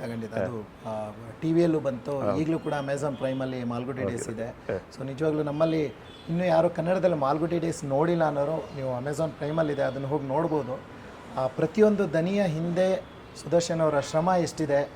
ಸ್ಪೆಷಲಿ ಮಾಸ್ಟರ್ ಮಂಜುನಾಥ್ ವಾಯ್ಸ್ಗೆ ಸಾಕಷ್ಟು ಹೋರಾಟ ಮಾಡಿ. ಹೌದು ಸರ್, ಮಾಡಿದ್ದೀನಿ. ಮತ್ತು ಅಲ್ಲಿ ಏನು ಮಾಡೋದು ಅಂತ ಯೋಚನೆ ಮಾಡಿದಾಗ ನಮ್ಮ ಚೇತನ್ ಕೆಲವು ಪಾಯಿಂಟ್ ಹೇಳ್ದ ಸರ್. ಅಲ್ಲಿ ಗೋಲಿ ಆಡ್ತಾರೆ ಮತ್ತು ಕ್ರಿಕೆಟ್ ಆಡ್ತಾರೆ ಸರ್. ಆ ಹುಡುಗರು 2-3 ಜನ ವಾಯ್ಸ್ ಚೆನ್ನಾಗಿದೆ ಕರ್ಕೊಂಬನ್ನಿ ಅಂತ ಹೇಳಿದ್ರು. ಅವ್ನು ಕರ್ಕೊಂಬಂದ. ವಾಯ್ಸ್ ಚೆಕ್ ಮಾಡಿದೆ, ಓಕೆ ಅನ್ನಿಸ್ಬಿಡ್ತು. ಅವನಿಗೆ ಡಬ್ಬಿಂಗೇ ಬರಲ್ಲ. ಅವನು ಸೂಪರ್ ಕ್ಯಾರೆಕ್ಟರ್, ಒಳ್ಳೆ ಕ್ಯಾರೆಕ್ಟರ್ ಮಾಡ್ಬಿಟ್ಟ. ಶಶಿ ಅವನು ಒಳ್ಳೆ ಕ್ಯಾರೆಕ್ಟರ್ ಮಾಡ್ಬಿಟ್ಟ ಈ ಥರ. ಸೊ ಹಾಗೆ ಅಂದರೆ ಮಾಲ್ಗುಡಿ ಡೇಸ್ ಅನ್ನೋ ಪ್ರಾಜೆಕ್ಟೇ ಒಂದು ನಮಗೆ ನಿಜವಾಗ್ಲೂ ಒಂದು ತಿರುವು, ಒಳ್ಳೆ ತಿರುವು. ಹೌದು. ಆ ಗುಣಮಟ್ಟ ಇವತ್ತಿಗೂ ತುಂಬ ಚೆನ್ನಾಗಿದೆ ಅಂದರೆ ಅದಕ್ಕೆ ಕಾರಣ ಸುದರ್ಶನ್ ಅವರು. Thank you sir. ತುಂಬ ಚೆನ್ನಾಗಿ ವರ್ಕ್ ಆಗಿದೆ ಸರ್. ಸರ್, ಈಗ 3800ಕ್ಕೂ ಹೆಚ್ಚು ಚಲನಚಿತ್ರಗಳಿಗೆ ನೀವು ದನಿಯನ್ನು ನೀಡಿದ್ದೀರಾ. ಅದರಲ್ಲಿ ನಿಮಗೆ ತುಂಬ ಸವಾಲು ಅನಿಸಿರೋ ಪಾತ್ರಗಳು ಯಾವುದಾದ್ರು ಸರ್? ಸುಮಾರು ಸಿನಿಮಾಗಳು ಸವಾಲು ಅನಿಸಿದೆ. ಯಾಕೆಂದರೆ ಶೂಟಿಂಗ್ ಟೈಮಲ್ಲಿ ಡೈರೆಕ್ಟ್ರು ಪ್ರೊಡ್ಯೂಸರ್ ಹೇಳ್ತಿದ್ರು, ಯಾವುದಾದ್ರು ಕ್ಯಾರೆಕ್ಟ್ರು ಸ್ವಲ್ಪ ಅವ್ರಿಗೆ ಡೈಲಾಗು ಗೊತ್ತಿಲ್ಲ ಅಂತ ಹೇಳಿದ್ರೆ ಲಿಪ್ ಮೂಮೆಂಟ್ ಇದು ಮಾಡಿಬಿಟ್ಟು ಸುದರ್ಶನ್ ಮಾಡ್ಕೊಳ್ತಾರೆ ಬಿಡಿ ಅಂತ ಹೇಳಿರೋ ಉದಾಹರಣೆಗಳು ಸುಮಾರಿವೆ. ನನಗೆ ಸವಾಲು ಅನಿಸಿರೋದು ಇದು ಪರ್ವದಲ್ಲಿ ಕೆರೆಮನೆ ಶಂಭು ಹೆಗಡೆ ಅವರಿಗೆ ಧ್ವನಿ ಕೊಟ್ಟಿದ್ದು. ಅದನ್ನು ನಾನು ಅವ್ರ ವಾಯ್ಸ್ನ ಅವರು ಆ 80-90 ವರ್ಷ ಆ ರೇಂಜಿಗೆ ವಾಯ್ಸ್ ಇಮಿಟೇಟ್ ಮಾಡಿ ಅದರಲ್ಲಿ ಕೆಲವು ಸ್ವರಗಳನ್ನೂ ಹೇಳಿದ್ದೆ. ಇದು ಹಂಸಲೇಖ ಸರ ನೋಡಿ ಖುಷಿ ಪಟ್ಟಿದ್ದಾರೆ. ಆಮೇಲಿಂದ ಚೋಮನದುಡಿ ವಾಸುದೇವರಾವ್ ಅವ್ರಿಗೂ ಊರ್ವಶಿ ಮತ್ತು ಸುಮಾರು ಸಾಧು ಆ ಥರ ಸುಮಾರು ಫಿಲಮ್ಸ್ಗಳಲ್ಲಿ ಅವ್ರಿಗೆ ಧ್ವನಿ ಕೊಟ್ಟಿದ್ದೀನಿ. ಅದು ಒಂಥರ ಚಾಲೆಂಜಿಂಗ್ ವಾಯ್ಸು. ಏನಪ್ಪ ಅಂತ ಹೀಗೆ ಹೋಗೋ ವಾಯ್ಸ್ ಅದು ಆ ಏಜ್ದು. ಆಮೇಲೆ ಕಲಾಭವನ್ ಮಣಿಗೆ ಕೊಟ್ಟಿದ್ದು ದುರ್ಗಿ ಫಿಲ್ಮಲ್ಲಿ ಅದೊಂದು. ಆಮೇಲೆ ವೀರಪ್ಪನ ಅಟ್ಟಹಾಸದಲ್ಲಿ ಸುರೇಶ್ ಒಬೆರಾಯ್ ಅಣ್ಣವ್ರ ಕ್ಯಾರೆಕ್ಟರ್ ಮಾಡಿದ್ದಾರೆ, ಆ ಧ್ವನಿ ಇಮಿಟೇಟ್ ಮಾಡಿದ್ದು. ಹೀಗೆ ಕಲ್ಯಾಣ್ ಕುಮಾರ್ ಆಗಲಿ, ನಮ್ಮ ಸುಂದರ್ ಕೃಷ್ಣ ಸರ್ ಆಗಲಿ, ಎನ್ ಎಸ್ ರಾವ್ ಆಗಲಿ, ಮುಸುರಿ ಕೃಷ್ಣಮೂರ್ತಿ ಆಗಲಿ, ಆಗಿನ ಕಾಲದಿಂದ ಅವ್ರಿಗೆಲ್ಲ ಧ್ವನಿ ಕೊಟ್ಕೊಂಡು ಬಂದಿದ್ದೆ ನಾನು. ಅವರು ಬಿಟ್ಟು ಹೋದ ಸಿನಿಮಾಗಳು ಈ ಥರ ಕೆಲವು ಇದಕ್ಕೆಲ್ಲ. ಸರ್, ಹಾಗೆ ಚಲನಚಿತ್ರಗಳ ಜೊತೆಗೆ ನೀವು ಕೆಲವು ರಾಜಕೀಯ ನಾಯಕರ ಭಾಷಣಗಳನ್ನು ಕೂಡ ಕನ್ನಡಕ್ಕೆ ಮಾಡ್ತಾ ಇದ್ದೀರಾ. ಅದರಲ್ಲಿ ಮುಖ್ಯವಾಗಿ ನರೇಂದ್ರ ಮೋದಿಯವರ ಕನ್ನಡದ ದನಿ ನೀವೇ. ಹೌದು ಸರ್. ಸೊ ಅದರಲ್ಲಿ ನೀವು ಮೋದಿಯವರ ಅಗೇನ್ ನಿಮಗೆ ಹೇಗೆ ನಟರ ಒಂದು ಪಲ್ಸನ್ನು ಹಿಡಿತಿರೋ ಹಾಗೆ ನೀವು ಮೋದಿಯವರ ಮಾತಾಡೋ ಶೈಲಿನ ಎಲ್ಲದನ್ನು ಕ್ಯಾಪ್ಚರ್ ಮಾಡೋ ಒಂದು ಪ್ರತಿಭೆ ನಿಮ್ಮಲ್ಲಿ ಇದೆ. ಸೊ ಅದರ ಒಂದು ಝಲಕ್ನ ಕೊಡೋದಾದರೆ ಸರ್. ಅವರಿಗೆ ಸುಮಾರು ವೀಡಿಯೋಸ್ಗಳನ್ನ ಮಾಡಿಕೊಟ್ಟಿದ್ದೀನಿ. ಅದಕ್ಕೆ ಮುಂಚೆ ಒಂದು ಪಾಯಿಂಟ್ ಹೇಳ್ತೀನಿ ಸರ್. ನಾವು ಕಲಾವಿದರಾಗಿ ನಮಗೆ ಯಾವುದೇ ಪಕ್ಷದ ಭೇದ ಇಲ್ಲ, ಧರ್ಮ ಭೇದ ಇಲ್ಲ. ಈ ಕಡೆ ಬಿ ಜೆ ಪಿ ಇವ್ರಿಗೂ ವರ್ಕ್ ಮಾಡಿಕೊಟ್ಟಿದ್ವಿ, ಕಾಂಗ್ರೆಸ್ ಅವ್ರಿಗೂ ಸುಮಾರು ಜನಕ್ಕೆ, ಈಶ್ವರ್ ಖಂಡ್ರೆ ಅವರಾಗಲಿ, ಬಚ್ಚೇಗೌಡರಾಗಲಿ, ಆಮೇಲೆ ನಮ್ಮ ಕೋನಪ್ಪ ರೆಡ್ಡಿ ಅವರಾಗಲಿ, ಈ ಥರ ಸುಮಾರು ಜನಕ್ಕೆ ಈ ಸಲ ಎಲೆಕ್ಷನಲ್ಲಿ ಅವ್ರಿಗೆ ಧ್ವನಿ ವಾಯ್ಸ್ ಪವರ್ ಮಾಡಿಕೊಟ್ಟಿದ್ದೀನಿ. ಇನ್ನೊಂದು ಇಂಪಾರ್ಟೆಂಟ್ ಅಂತ ಹೇಳಿದ್ರೆ, ಮಹಿಳೆಯರಿಗೆ ಉಚಿತ ಪ್ರಯಾಣ ಬಂತಲ್ಲ, ಮತ್ತು ಡಿಪ್ಲೊಮಾ ಓದೋರಿಗೆ 3,000 ಉಚಿತ ಕರೆಂಟ್ ಬಿಲ್ಲು, ಅದೆಲ್ಲ ನಮ್ಮ ಸ್ಟುಡಿಯೋಲ್ಲ ಮಾಡಿದ್ದು ಸರ್. JDS ಪಕ್ಷದವ್ರಿಗೂ ಮಾಡಿದ್ದೀವಿ, ಆಮ್ ಆದ್ಮಿ ಪಕ್ಷದವ್ರಿಗೂ ಮಾಡಿದ್ವಿ, ಎಲ್ಲರಿಗೂ ಮಾಡಿದ್ದೀವಿ ಸರ್. ಈ ಥರ ಮೋದಿ ಅವ್ರದ್ದು ಸಂವಿಧಾನದ ಇತಿಹಾಸದಲ್ಲಿ ನಮ್ಮ ಪಕ್ಷ ಯಾವತ್ತೂ ಚಿರಋಣಿಯಾಗಿರುತ್ತೆ. ನಾವು ಯಾವುದೇ ಒಂದು ಭೇದ ಭಾವವನ್ನು ಮಾಡದೆ ನಮ್ಮ ಒಂದು ಕಾರ್ಯತಂತ್ರವನ್ನು ರೂಪಿಸ್ತಾ ಇದ್ದೇವೆ. ಸಂವಿಧಾನಕ್ಕೆ ಇತಿಹಾಸ ಮೇ ಅಂತಾರಲ್ಲ, ಆ ಹೇಳಿದ್ದನ್ನು ನಾನು ನೋಡಿಕೊಂಡು ಸುಮಾರು ವೀಡಿಯೋಸ್ಗಳನ್ನ ಅವ್ರಿಗೆ ಮಾಡಿಕೊಟ್ಟಿದ್ದೇನೆ. That's great sir. ಸರ್, ಅಂದರೆ ನೀವು ಒಬ್ಬ ಕಲಾವಿದ ಆಗಿ ಸೊ ಇಷ್ಟೆಲ್ಲ ದನಿಗಳನ್ನು ಮೈಗೂಡಿಸ್ಕೊಂಡು ಇಷ್ಟೊಂದು ಕೆಲಸಗಳನ್ನು ಮಾಡ್ತಾ ಇದ್ದೀರಾ.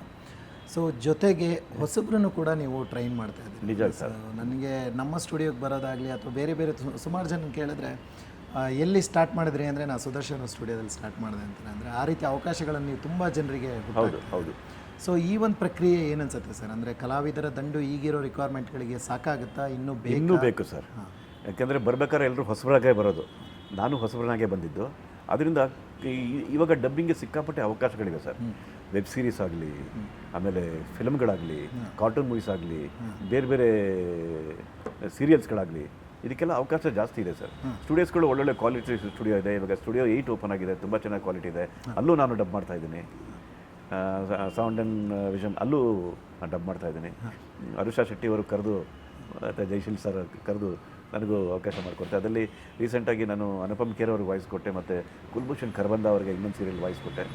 ಈ ಥರ ಎಲ್ಲ ಸ್ಟುಡಿಯೋಗಳಿಗೂ, ಸಾಧು ಅವರಾಗಲಿ, ನಮ್ಮ ಅರುಣ್ ಸ್ಟುಡಿಯೋ ಆಗಲಿ, ಪ್ರಸಾದ್ ಆಗಲಿ, ಸಂಕೇತ್ ಇಲ್ಲ ಬಿಡಿ, ಈಗ ಈ ಥರ ಎಲ್ಲ ಸ್ಟುಡಿಯೋಗಳಿಗೂ ನಾನು ಹೋಗಿ ಡಬ್ಬಿಂಗ್ ಮಾಡ್ತಾ ಇದ್ದೀನಿ. ಇತ್ತೀಚೆಗೆ ಸ್ವಲ್ಪ ದಿವಸ ಡಬ್ಬಿಂಗ್ ಮಾಡ್ತಿರ್ಲಿಲ್ಲ, ಈಗ ಎಲ್ಲ ಸ್ಟುಡಿಯೋಗೂ ಹೋಗ್ತಾ ಇದ್ದೀನಿ. ಜೊತೆಗೆ ನಮ್ಮ ಸ್ಟುಡಿಯೋಲ್ಲೂ ಡಬ್ಬಿಂಗ್ ಮಾಡ್ತಾ ಇದ್ದೀನಿ ಸರ್.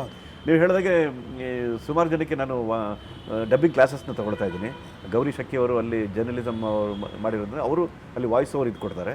ಇಲ್ಲಿ ನಾನು ಡಬ್ಬಿಂಗ್ಗೆ ಸಂಬಂಧಪಟ್ಟದ್ದು ಏನು ಅದನ್ನು ಡಬ್ಬಿಂಗ್ ಆಗಲಿ, ಕಾರ್ಟೂನ್ ಮೂವೀಸ್ ಆಗಲಿ, ಆ್ಯಡ್ ಆಗಲಿ, ಇದಕ್ಕೆಲ್ಲ ನಾನು ಅವರಿಗೆ ತರಬೇತಿ ಕೊಡ್ತಾ ಇದ್ದೀನಿ. ಸುಮಾರು ಜನ ಇಲ್ಲಿಂದ ಕಲಿತು ಈಗ ಡಬ್ಬಿಂಗ್ ಕ್ಷೇತ್ರದಲ್ಲಿ ಬಹಳ ಬ್ಯುಸಿ ಆಗಿದ್ದಾರೆ ಸರ್. Correct sir. ಅಂದರೆ ನೀವು ಡಬ್ಬಿಂಗ್ ಕ್ಲಾಸಸ್ಗಳನ್ನು ಒಂದು ಸ್ಪೆಸಿಫಿಕ್ ಟೈಮಲ್ಲಿ ಮಾಡ್ತೀರಾ ಅಥವಾ ಹೇಗೆ ಡಬ್ಬಿಂಗ್ ಕ್ಲಾಸ್ಗಳನ್ನು ಮಾಡ್ತೀರಾ? ಡಬ್ಬಿಂಗ್ ಕ್ಲಾಸಸ್ಸು ನಾನು 6 ಗಂಟೆ ಮೇಲೆ ತೊಗೊಳ್ತೀನಿ ಸರ್. 6 ಗಂಟೆವರೆಗೂ ಡಬ್ಬಿಂಗ್ ಮಾಡ್ತೀನಿ. 6 ಗಂಟೆಯಿಂದ 7-7:30 ತನಕ ಕ್ಲಾಸಸ್ ತೊಗೊಳ್ತೀನಿ. ಕ್ಲಾಸಸ್ ತೊಗೊಂಡು ಎಷ್ಟು ಜನ ಅಟೆಂಡ್ ಮಾಡ್ತಾರೆ ಅವ್ರಿಗೆ ಹೇಳ್ತೀನಿ ಮೈಕ್ ಪೊಸಿಷನ್ ಹೇಗಿರಬೇಕು, ಯಾವ ರೀತಿ ಮೈಕ್ ಮುಂದೆ ನಿಂತ್ಕೋಬೇಕು, ಬಾಯಿ ಅಗಲ ಮಾತ್ರ ಮಾಡ್ಕೋಬಾರ್ದು, ಮೈಕ್ ಇರೋದು ಇಷ್ಟೇ, ಈ ಸ್ಟ್ರೈಟ್ ಇರಬೇಕು ನಿಮ್ಮ ಧ್ವನಿ, ಈ ಸ್ಟ್ರೈಟ್ ನೀವು ಯಾವಾಗ ಕೊಡ್ತೀರಾ ಆವಾಗ ನಿಮ್ಮ ಧ್ವನಿ ದಪ್ಪೋಗೆ, ಅಂದರೆ ತುಂಬ ಫೋರ್ಸ್ ಆಗಿ ಕೇಳಿಸುತ್ತೆ. ಈ ಥರ ಎಲ್ಲ ಹೇಳಿ ಅವ್ರಿಗೆ ತರಬೇತಿ ಕೊಡ್ತೀನಿ. ಫಸ್ಟ್ ಇದರಿಂದ ಬಿಗಿನಿಂಗ್ ಇದು ಮಾಡ್ತೀನಿ. ಆಮೇಲೆ ಕೆಲವ್ರು ವಾಯ್ಸ್ ತುಂಬ ಚೆನ್ನಾಗಿರುತ್ತೆ, ಅವ್ರಿಗೆ ಹೇಳ್ತೀನಿ ಭಾಷೆ, ಭಾವನೆ, ಅಭಿವೃದ್ಧಿ, ಅಧಿಕಾರ ಇದನ್ನು ಹೇಳಿ ಅಂತ ಹೇಳ್ತೀನಿ. ಇಷ್ಟು ತಡವರಿಸ್ತಾರೆ. ಯಾರು ಚೆನ್ನಾಗಿ ಹೇಳ್ತಾರೋ ಆಮೇಲೆ ಕಲ್ತ್ಕೊಂಡು ಹೇಳಿದ್ದಾರೆ ಎಷ್ಟೋ ಜನ. ಉಚ್ಚಾರಣೆಗಳು ತುಂಬ ಇಂಪಾರ್ಟೆಂಟು ಅನ್ನೋದಕ್ಕೆ ಇದನ್ನೊಂದು 4 ವರ್ಣ ಕೊಡ್ತೀನಿ. ಎಷ್ಟೋ ಜನ ಹೇಳಿದ್ದಾರೆ, ಇನ್ನು ಎಷ್ಟೋ ಜನ ವಾಯ್ಸ್ ತುಂಬ ಚೆನ್ನಾಗಿದ್ರು ಹೇಳೋಕ್ಕಾಗಿಲ್ಲ, ಆಮೇಲೆ ಕಲ್ತ್ಕೊಂಡು ಬಂದಿದ್ದಾರೆ. ಅಂಥವ್ರಿಗೆಲ್ಲ ತರಬೇತಿ ಕೊಟ್ಟು ಅವಕಾಶಗಳು ಮಾಡಿಕೊಡ್ತಾರೆ. ಸೊ ಹಾಗಾದರೆ ಈ ಕ್ಷೇತ್ರಕ್ಕೆ ಇನ್ನೂ ಒಂದಷ್ಟು ಅವಕಾಶಗಳಿದೆ. ಹೊಸಬರು ಬಂದರೆ ಬರಬೇಕು ಸರ್ ಎಲ್ರಿಗೂ. ಯಾಕೆಂದರೆ ಧ್ವನಿಗಳು ಬೇರೆ ಬೇರೆ ಚಿತ್ರಕಥೆ ಇರುತ್ತೆ, ಬೇರೆ ಬೇರೆ ಸಂಭಾಷಣೆಗಳಿರುತ್ತೆ, ಆದ್ರೂ ಹೊಸಬರು ಬೇಕಾಗುತ್ತೆ ನಮಗೆ. ಸೊ ಸರ್, ಈಗ ಕಾರ್ಟೂನ್ಗಳ ವಿಷಯಕ್ಕೆ ಬರೋದಾದರೆ ಅಲ್ಲಿ ಅಂದರೆ ಸಾಕಷ್ಟು ವೇರಿಯೇಷನ್ಗಳಿರುತ್ತೆ. ನಿಮ್ಮ ಮೂಲ ದನಿಯನ್ನು ಬಿಟ್ಟು ಬೇರೆ ಥರನೇ ಮಾಡಬೇಕಾಗುತ್ತೆ. ಸೊ ನಿಮ್ಮ ಕಾರ್ಟೂನ್ ಎಕ್ಸ್ಪೀರಿಯನ್ಸಸಲ್ಲಿ ನಿಮಗೆ ತುಂಬ ಹಿಡಿಸಿರೋ ಕಾರ್ಟೂನ್ ಪಾತ್ರಗಳು ಯಾವುದು? ನನಗೆಲ್ಲ ಹಿಡಿಸಿದೆ. ಸುಮಾರು ನಾನು 2007 ಕಾರ್ಟೂನ್ಗಳನ್ನ ಮಾಡ್ತಾ ಇದ್ದೀನಿ. ಡೋರಾ, ಮ್ಯಾನ್ ಅಲ್ಲಿಂದ ಸ್ಟಾರ್ಟ್ ಮಾಡಿ ಈಗ ನಮ್ಮ ಸ್ಟುಡಿಯೋಲ್ಲೇ ಸುಮಾರು 8 ಕಾರ್ಟೂನ್ಗಳು ನಡೀತಾ ಇದೆ. ಮೋಟು ಪತ್ಲು, ಬೂತ್ ಬಡೀಸು, ಆಮೇಲೆ ಜೋಲ್ ಮಾಲು, ninja, Oscar and voices, ding dong bell, ಈ ಥರ ಸುಮಾರು ಕಾರ್ಟೂನ್ಗಳು ನಮ್ಮ ಸ್ಟುಡಿಯೋಲ್ಲಿ ನಡೀತಾ ಇದೆ.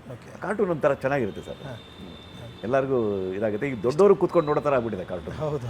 ನಾವು ಯಾವಾಗ ಅದನ್ನು ಬೇರೆ ಭಾಷೆಯಿಂದ ಕಾರ್ಟೂನ್ಗಳು ಬಂದ್ರೂ ನಮ್ಮ ನೇಟಿವಿಟಿಗೆ ತಕ್ಕ ನಾವು ಚೇಂಜ್ ಮಾಡ್ಕೋಬೇಕು. ಅಲ್ಲಿ ಇರೋದನ್ನೇ ವರದಿ ಒಪ್ಪಿಸ್ಬಿಟ್ರೆ ಮಜಾ ಇರಲ್ಲ ಸರ್.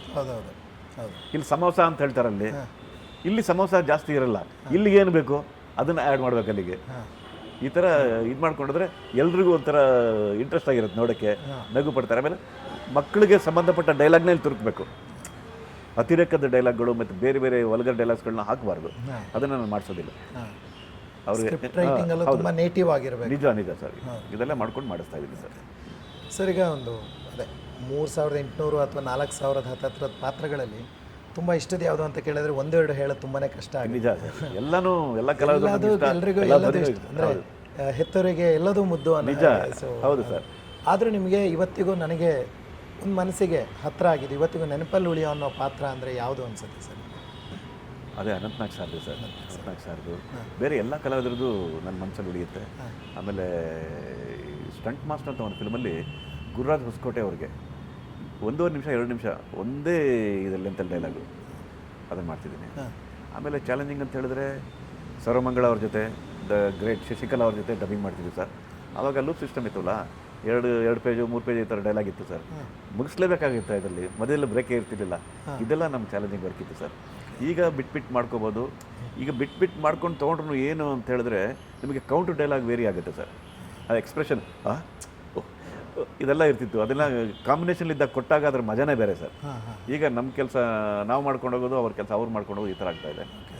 ಅದಕ್ಕೂ ಕೆಲವರು ಹಿಂದಿನ ಡೈಲಾಗ್ ಏನು, ಯಾಕೋಸ್ಕರ ನನಗೆ ಈ ಡೈಲಾಗ್ ಹೇಳಿಸ್ತಿದ್ದೀರಾ, ಇದರ ಸನ್ನಿವೇಶ ಏನು, ಇವ್ರ ಕ್ಯಾರೆಕ್ಟರ್ ಏನು, ಆ ಡೈಲಾಗ್ ಒಂದ್ಸಲ ಹಾಕಿ ಅದ್ರ ಕೌಂಟರ್ ಕೇಳ್ಕೊಂಡು ನಾನು ಮಾಡ್ತೀನಿ, ಈ ಥರ ಮಾಡ್ಕೊಂಡು ಹೋದರೆ ಕ್ವಾಲಿಟಿ ತುಂಬ ಚೆನ್ನಾಗಿದೆ ಸರ್. ಓಕೆ. ಸೊ ಓವರಾಲ್ ಒಂದು ಹೌದು ಪಾತ್ರ ಅಥವಾ ಸನ್ನಿವೇಶದೊಳಗಡೆ ಇರಬೇಕು, ನಮ್ಮ ಕತೆ ಅರ್ಥ ಆಗುತ್ತಲ್ಲ ಸರ್, ಅವ್ರ ಕ್ಯಾರೆಕ್ಟರ್ ಅರ್ಥ ಆಗುತ್ತಲ್ಲ ಸರ್, ಆವಾಗ ನಾವು ಇನ್ನೂ ಇನ್ವಾಲ್ವ್ಮೆಂಟ್ ಆಗಿ ಸಂಭಾಷಣೆಯನ್ನು ಒಪ್ಸೋ ಥರ ಅವಕಾಶ ಸಿಗುತ್ತೆ. ಓಕೆ ಸರ್, ನೀವು 2 ಹಂತಗಳನ್ನು ನೋಡಿದವ್ರು, ಅಂದರೆ ಆಗಿನ ಕಾಲದ ರೆಕಾರ್ಡಿಂಗ್ ಅಂದರೆ ಆಲ್ಮೋಸ್ಟ್ ಒಂದು 15-20 ವರ್ಷ ಅಥವಾ 25 ವರ್ಷದ ಹಿಂದಿನ ರೆಕಾರ್ಡಿಂಗಿಗೂ ಈಗಿಗೂ ಸಾಕಷ್ಟು ಡಿಜಿಟಲ್ ಇದರಲ್ಲಿ ಬದಲಾವಣೆ ಆಗಿದೆ. ನೀವು ಹೇಳಿದಾಗ ಈಗ ಮುಂಚೆ ಎಲ್ಲ ತುಂಬ ಅಂದರೆ ಉದ್ದದ ಡೈಲಾಗ್ಗಳನ್ನು ಒಟ್ಟಿಗೆ ಹೇಳಬೇಕು. ಹೌದು ಸರ್, ಹೌದು. ಸೊ ಅದು ಯಾವ ರೀತಿ ಇತ್ತು ಸರ್? ಅಂದರೆ ಮಧ್ಯದಲ್ಲಿ ಸ್ಟಾಪ್ ಆದರೆ ಇರಲಿಲ್ಲ ಸರ್, ಕಟ್ ಮಾಡೋ ಅವಕಾಶ ಇರಲಿಲ್ಲ.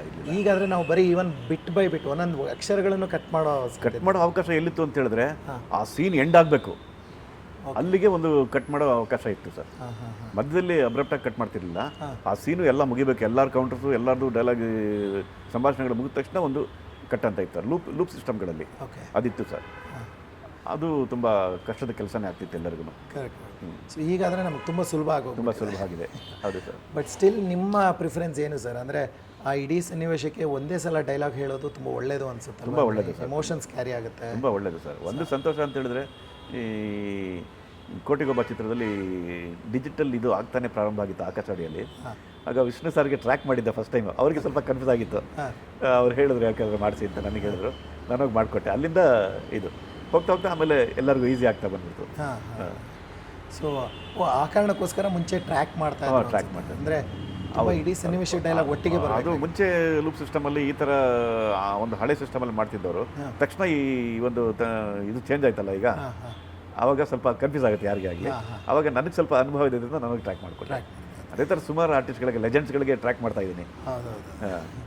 ಅದು ಗೊತ್ತಾಗುತ್ತೆ. ಅಂದರೆ ಸರ್, ನಮಗೆ ಒಂದು ಇನ್ಸ್ಪಿರೇಷನ್ ನಿಮ್ಮ ಜರ್ನಿ. ಯಾಕಂದರೆ ಒಂದು 30-35 ವರ್ಷದ ಒಂದು ಅನುಭವ, ಅದ್ರ ಜೊತೆಗೆ ಯಾವ ಪಾತ್ರ ಇದ್ದರೂ ಕೂಡ ಅದಕ್ಕೆ ನಿಮಗೆ ದನಿಯನ್ನು ತೆಗೆಯೋದು ಗೊತ್ತು, ಆ ಸ್ಟೈಲ್ನ ಕ್ಯಾರಿ ಮಾಡೋದು ಚೆನ್ನಾಗಿ ಗೊತ್ತು. ಅದ್ರ ಜೊತೆಗೆ ನೀವೇನು ಮಾಡ್ತಾಯಿದ್ದೀರಾ, ಮುಂದಿನ ತಲೆಮಾರಿನ ಕಲಾವಿದರಿಗೆ ನೀವು ಟ್ರೈನ್ ಮಾಡ್ತಾಯಿದ್ದೀರಾ. ಅದು ಕೂಡ ನಿಜವಾಗ್ಲೂ ನಮಗೆ ತುಂಬ ಖುಷಿ ಕೊಡುತ್ತೆ. ಓವರಾಲ್ ಒಂದು ಕನ್ನಡ ಡಬ್ಬಿಂಗ್ ಎಕೋಸಿಸ್ಟಮ್ಗೆ ಅಥವಾ ಕನ್ನಡ ಡಬ್ಬಿಂಗ್ನ ಕಲೆಯ ಒಂದು ಗುಣಮಟ್ಟ ಮೇಲಿರೋದಕ್ಕೆ ನಿಮ್ಮ ಕೊಡುಗೆ ತುಂಬ ದೊಡ್ಡ ಮಟ್ಟದಲ್ಲಿದೆ ಸರ್. ಆ ಒಂದು ಇದಕ್ಕೆ ನಾವು ನಿಮಗೆ ನಿಜವಾಗ್ಲೂ ತುಂಬ ಹೃದಯದ ಧನ್ಯವಾದಗಳನ್ನು ತಿಳಿಸ್ತೀವಿ ಸರ್. ಕೊನೆಯದಾಗಿ ಅಂದರೆ ನಿಮ್ಮ ಆಲ್ಮೋಸ್ಟ್ ಈಗ ಇತ್ತೀಚಿನ ನಿಮ್ಮ ಪರ್ಸ್ನಲ್ ಕೇಳೋದಾದರೆ ನಿಮ್ಮ ಮಕ್ಕಳು ಎಲ್ಲ ಏನು ಮಾಡ್ತಾ ಇದ್ದಾರೆ, ಯಾವ ರೀತಿ ಹೋಗ್ತಾರೆ? ನಮ್ಮ ಮಿಸಸ್ಸು ಟೆಕ್ಟ್ರಾನಿಕ್ಸ್ ಅಂತ MNC ಕಂಪ್ನಿ ವರ್ಕ್ ಮಾಡ್ತಿದ್ದಾರೆ. ನನ್ನ ಮಗಳು ರೀಸೆಂಟಾಗಿ ಮದುವೆ ಆಯಿತು. ಅವಳು CA, ನನ್ನ ಅಳಿಯಾನು CA. ಓಕೆ. ನನ್ನ ಮಗಳು ಒಂದು ಕಂಪ್ನಿಲಿ ಕೆಲಸ ಮಾಡ್ತಿದ್ದಾಳೆ. ನನ್ನ ಅಳಿಯ JKL ಎಂಟರ್ಪ್ರೈಸಸ್ ಅಂದ್ಬಿಟ್ಟು ಅವ್ರದ್ದೇ ಒಂದು ಸ್ವತಃ ಕಂಪನಿ ಓಪನ್ ಮಾಡ್ಕೊಂಡಿದ್ದಾರೆ. ಓಕೆ. ಸೊ ಚೆನ್ನಾಗಿ ನಡೀತಿದೆ ಎಲ್ಲ. ಚೆನ್ನಾಗಿ ನಡೀತಿದೆ. Good sir. ಜೊತೆಗೆ ನೀವು ವಾಯ್ಸ್ ವೆನ್ಯೂ ಅಂತ ಹೇಳಿ ನೀವು ಸಂಸ್ಥೆನೂ ಕೂಡ ಹುಟ್ಟಾಕಿದ್ರೆ ಕನ್ನಡಕ್ಕೆ ಆ ಹೊತ್ತಲ್ಲಿ ನಿಜವಾಗ್ಲೂ ಬೇಕಾಗಿದ್ದು. ಯಾಕಂದರೆ ಡಬ್ಬಿಂಗ್ ಸಂಸ್ಥೆಗಳು ಜಾಸ್ತಿ ಬಂದಷ್ಟು ಗುಣಮಟ್ಟ ಹೆಚ್ಚುತ್ತೆ, ಜೊತೆಗೆ ಸಾಕಷ್ಟು ಕಲಾವಿದರು ಹುಟ್ಟುತ್ತಾರೆ, ಪ್ರಾಜೆಕ್ಟ್ಗಳು ಜಾಸ್ತಿ ಆಗುತ್ತೆ. ದೂರದ ಮುಂಬೈಯಲ್ಲೋ ಚೆನ್ನೈಯಲ್ಲೋ ಕನ್ನಡದ ಪ್ರಾಜೆಕ್ಟ್ಗಳಾಗೋ ಬದಲು ಬೆಂಗಳೂರಲ್ಲಿ ಆಗುತ್ತೆ ಅನ್ನೋದು ನಮ್ಮ ಉದ್ದೇಶ ಆಗಿತ್ತು. ಆ ಹಂತದಲ್ಲಿ ವಾಯ್ಸ್ ವೆನ್ಯೂ ಶುರುವಾಯಿತು ನಿಮ್ಮದು ಕೂಡ. ಸೊ ಹೇಗೆ ನಡೀತಿದೆ ಸಂಸ್ಥೆ? ಡೈಲಿ ನಡೀತಿದೆ, ಬ್ಯುಸಿಯಾಗಿ ನಡೀತಿದೆ. ತುಂಬ ಕ್ವಾಲಿಟಿ ಕೊಟ್ಟರೆ ಒಳ್ಳೊಳ್ಳೆ ಕಲಾವಿದರು ಹುಡ್ಕೊಂಡು ಬರ್ತಾರೆ. ನಮ್ಮ ಸೌಂಡ್ ಇಂಜಿನಿಯರ್ಸು ಚೇತನ್ ಮತ್ತು ಅಕ್ಷಯ್ ಅಂತಿದ್ದಾರೆ. ಅವರೇ ವಾಯ್ಸ್ಗಳನ್ನ ಸೆಲೆಕ್ಟ್ ಮಾಡ್ತಾರೆ. ಇಂಥ ವಾಯ್ಸೇ ಇರಬೇಕು, ಚೆನ್ನಾಗಿರುತ್ತೆ ಅಂತ ಅವರೇ ಸೆಲೆಕ್ಟ್ ಮಾಡ್ತಾರೆ. ಕೆಲವು ಟೈಮ್ ನಾನು ಹೇಳ್ತೀನಿ, ಇನ್ನು ಕೆಲವು ಟೈಮ್ ಅವರೇ ಹೇಳ್ಕೊಂಡು ಆರ್ಟಿಸ್ಟ್ಗಳನ್ನ ಕರೆದು ಡಬ್ ಮಾಡಿಸ್ಕೊಡ್ತಾರೆ.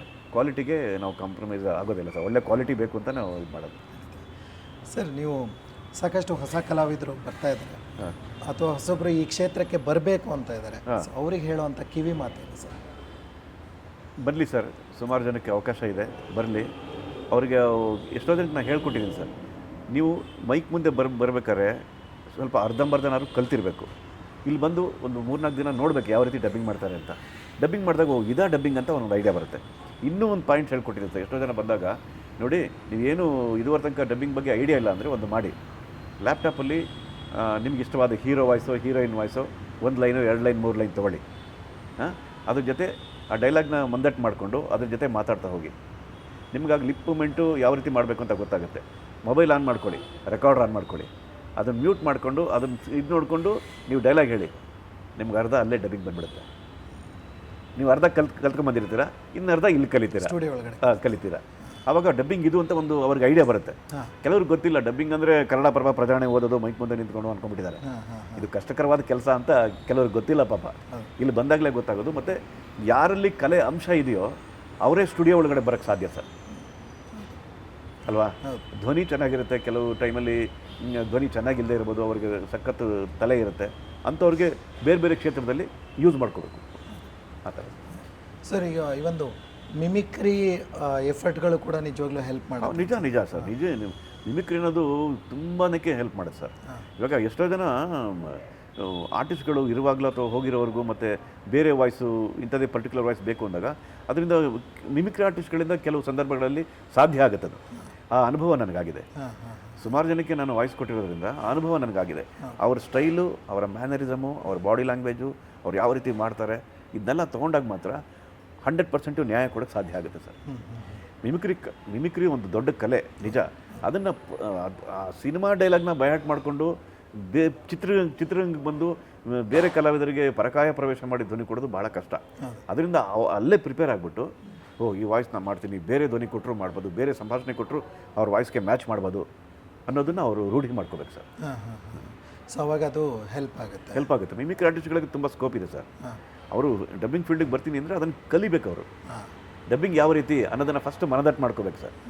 ಆವಾಗಲೇ ನಾನು 2 ನಿಮಿಷ ಮಾಡ್ತೀನಲ್ಲ, 1 ನಿಮಿಷ ಇಮಿಟೇಟ್ ಮಾಡ್ತೀನಲ್ಲ ಕಲಾವಿದರದು, ಚಿತ್ರದಲ್ಲಿ 15-16 ರೀಲು ಅವಕಾಶ ಡಬ್ಬಿಂಗ್ ಮಾಡೋಕ್ಕೆ ನನಗೆ ಆಗುತ್ತಾ, ನಾನು ಯಾಕೆ ಪ್ರಾಕ್ಟೀಸ್ ಮಾಡಬಾರ್ದು ಅನ್ನೋ ಇದು ಅವರಲ್ಲಿ ಹುಟ್ಟಬೇಕು ಸರ್. ಆವಾಗಲೇ ಮಾತ್ರ ಇನ್ನೂ ಒಳ್ಳೊಳ್ಳೆ ಕ್ವಾಲಿಟಿ ಸಿಗುತ್ತೆ. ಎಲ್ಲ ಕಲಾವಿದರಿಗೂ ನಾವು ಅದೇ ಥರ ವಾಯ್ಸ್ ಕೊಡೋಕ್ಕೆ ಅವಕಾಶ ಆಗುತ್ತೆ ಸರ್. ಹೌದು. ಹೆಚ್ಚಾಗಿ ಮಿಮಿಕ್ರಿಯಲ್ಲಿ ಏನಾಗುತ್ತೆ ಅಂದರೆ ಅವ್ರದ್ದು ಯಾವುದೋ ಒಬ್ಬ ಕಲಾವಿದರದ್ದು 1-2 ಡೈಲಾಗ್ನ ಪ್ರಾಕ್ಟೀಸ್ ಮಾಡ್ಕೊಂಡು ಮಾಡ್ತಾ ಇರ್ತಾರೆ. ಹೌದು. ಬಟ್ ಅವರು ಒಂದು ಸಿನಿಮಾ ಅಂತ ಬಂದಾಗ ಅಲ್ಲಿ ಸಾಕಷ್ಟು ಸನ್ನಿವೇಶಗಳಿರುತ್ತೆ, ಅದೇ ವಾಯ್ಸ್ನ ಕ್ಯಾರಿ ಮಾಡಬೇಕಲ್ಲ ಕೊನೆಯವರೆಗೂ, ಆವಾಗಲೇ ಅದು ತೊಂದರೆ ಆಗೋದು. ನಿಮ್ಮ ಚಾನಲ್ ಮೂಲಕ ಮಿಮಿಕ್ರಿ ಆರ್ಟಿಸ್ಟ್ಗಳಿಗೆ ಹೇಳ್ತೀನಿ, ಅವರೇನೋ ಮಾಡಬೇಕು ಅಂತ ಆಸೆ ಇದ್ದರೆ ಮಿಮಿಕ್ರಿ ಕಲಾವಿದರು ಬನ್ನಿ ನಮ್ಮ ಸ್ಟುಡಿಯೋಗೆ ಬರಲಿ. ಅವರು ಹೀಗೆ ಅಂತ ಕೆಲವು ಪಾಯಿಂಟ್ ಹೇಳ್ಕೊಡ್ತೀನಿ. ಅವ್ರು ಯಾವ ವಾಯ್ಸ್ ಮಾಡ್ತಾರೆ ಅಂಥ ಕಲಾವಿದರಿಗೆ ಅಲ್ಲೇ ತೋರಿಸ್ತೀನಿ, ಅವರೆಲ್ಲ ಅಭ್ಯಾಸ ಮಾಡಿಸ್ತೀನಿ. ಆವಾಗ ಅನುಕೂಲ ಆಗುತ್ತೆ, ಅವರು ಡಬ್ಬಿಂಗ್ ಕ್ಷೇತ್ರದಲ್ಲಿ ಬ್ಯುಸಿ ಆಗ್ಬೋದು ಸರ್. ಖಂಡಿತ.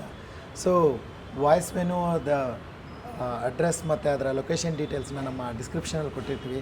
ಸುದರ್ಶನ್ ಅವರು ಹೇಳಿದಾಗೆ ಮಿಮಿಕ್ರಿ ಕಲಾವಿದರು ಜೊತೆಗೆ ಯಾರೇ ಒಬ್ಬರು ಆಸಕ್ತಿ ಇರೋರು ಡಬ್ಬಿಂಗ್ ಕ್ಷೇತ್ರದಲ್ಲಿ ಖಂಡಿತ ಅವರನ್ನು ಅಲ್ಲಿ ಮಾತಾಡಿಸಿ ಅವರು ಆಗುತ್ತೋ ಹೋಗುತ್ತೋ ಅನ್ನೋದನ್ನು ಪ್ರತಿಯೊಂದನ್ನು ಅವರು ಹೇಳ್ತಾರೆ, ನಿಮಗೆ ಗೈಡೆನ್ಸ್ಗಳನ್ನ ಕೊಡ್ತಾರೆ. ಖಂಡಿತ ಅವ್ರನ್ನ ಭೇಟಿ ಆಗ್ಬೋದು. ಸೊ ವಾಯ್ಸ್ ಮೆನು ರಾಜಾಜಿನಗರದಲ್ಲಿದೆ. ಒಂದು ಬೆಂಗಳೂರಿನ ರಾಜಾಜಿನಗರದಲ್ಲಿ ಶಂಕರ ಮಠದ ಹತ್ರ ಮೋದಿ ಹಾಸ್ಪಿಟಲ್ ಅನ್ನೋದು ತುಂಬ ಫೇಮಸ್ ಆಗಿರೋ ಜಾಗ, ಅದರ ಹತ್ತಿರದಲ್ಲೇ ಇರುವಂಥದ್ದು. ಅದರ ಡೀಟೇಲ್ಸ್ಗಳನ್ನು ನಾನು ಡಿಸ್ಕ್ರಿಪ್ಷನಲ್ಲಿ ಹಾಕಿರ್ತೀನಿ. ಸೊ ಖಂಡಿತ ಒಂದು ಸಲ ಭೇಟಿ ನೀಡಿ.